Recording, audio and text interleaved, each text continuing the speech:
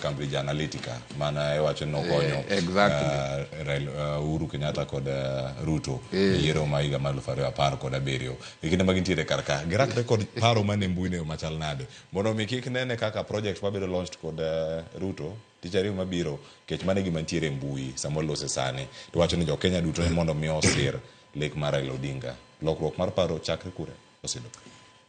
Cleopas, mano en gima political strategy inyalo luonge ni search for a sway vote.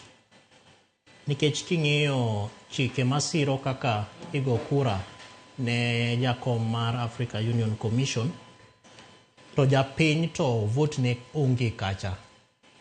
Nikech nitiere chike manolos higa mar 2018 manyiso rules of elections ma jogi dhi tiyogo. Omiyo investment miketo e weche mag mbui, social media and campaign mantiere kaka waneno ni en gimitimo mar mondo watim godo opportunity mar swaying the vote mar jok moko madhigo kurani. To in swaying the vote ni bende en mar mondo wami candidate marwa a positive profile. Nikech kura midhigo ne jakom ok en kaka kura ma wagoye ka. Ma campaign itime rally, campaign itime ang'ono, en campaign mitimo ne Council of Ministers magine jogo madhigo kura. Ng'eni Council of Ministers, mondo idonje council kacha, nyaka ibed a minister of your county, of your country. Manyiso to mondo ibed minister mar country ni, nyaka bed ni jatelo mar pinyno emo appointi. Emomiyo kura ni en kura migoyo e heads of state kacha. Mondo koro kaja jatelo marwa oketo a positive image ni wan wa launch candidate marwa ma en Mheshimiwa Raila Amolo Odinga. To koro it is possible ni campaign ma idhi lose gi rais mar piny morocha, possibility mar mondo onyis ng'at madhigo kura cha ni wan wase endorse candidate ma Kenya is very high. Omiyo siasa migo e mbui, investment mitimoni to might not add a lot of value in terms of the vote midhigo.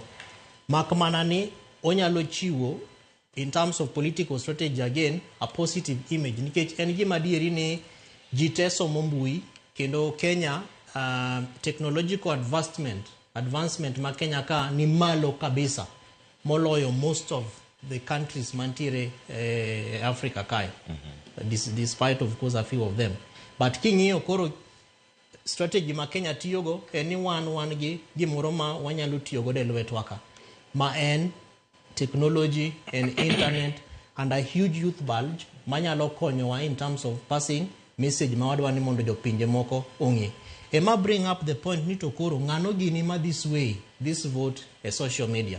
Ka jo Gen Z ma bende ng'eny gi wacho ni wan campaign ma wagoyo en mana mar simo kod pi.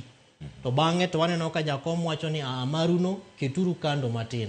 Wadwa donje sirikal ka kendo wadwa ni mondo wakonyre gi sirikal. Manyiso ni nitiere gimilongo ni winning and losing. Koro mar mondo jo Kenya kata mana campaign mar jotelo mar piny mar Kenya okonyre gi jo Kenya te e mbui. Dware ni mondo gibende gi throw in a carrot. Ni sama wan wadwa ni mondo konywa mondo wa win Sydney. To unto en ang'ono ma wadhi miyo. Omiyo jogo matimo campaign mar Mheshimiwa Raila Odinga e ginene e mbui dware ni mondo chak paro ni to ere kaka wadhi coin our message mondo excite nyaka jogo mawacho ni Ruto Raila must go. Nikech mano is a negative connotation of a message maka ng'ato some Madagascar to bonyalo wacho ni to kakoro jo Kenya emo kudwa nduguni. To ere kaka koro wan wanyalo convince jogo madhigo kura on our behalf mondo ogochne. Omiyo en keto wage kama tek to dwarore ni mondo ka launching no timre to wang'e ni to eke faces mag jo Gen Z ka, eke faces mag jogo manyalo stand at the back seat of the campaign mar